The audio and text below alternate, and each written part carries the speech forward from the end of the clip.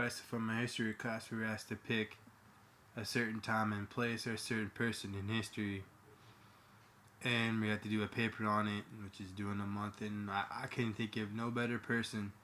He's always been my most fascinating, most favorite person in history.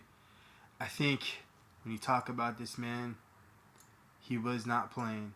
He knew by at an early age that his time was going to be cut short, and it seems like everything he did in his life was meant to happen, and everything that he did, and not only that, I mean, his legend speaks for itself, and he didn't speak on his legend. He can honestly say in the time that he was around that him and White Earp were legends of their time, and to be around and to see America when it was becoming something and becoming a country, and I couldn't think of no better person.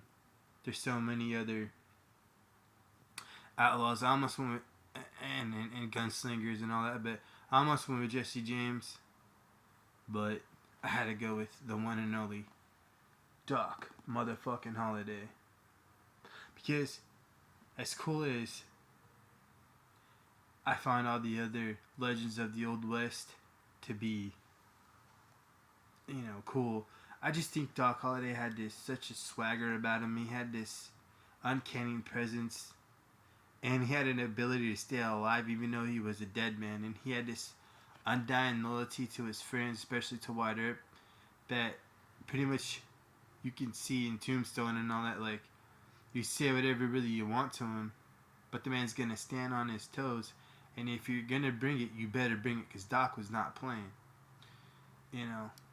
His life, only 36 years old, and at the end, all he wanted to die with, he wanted to die with his boots on in a gun battle. That is so cool, man. And so I don't know. I had to go with him, man. He was just such a legend in his own time, and still, almost 200 years later from there, we're still talking about the man. That to me, has so many things to pick from in the Wild West. To me, the times of Tombstone and White Earp and Doc Holliday and doing what they had to do and all that will always be so fascinating. And to me, it's like such a fascinating time in our history. And like I said, I couldn't think of no better person to go with. The man was a complete savage and a badass, but very smart, very educated, and very everything he did that he came on this earth to do, he did.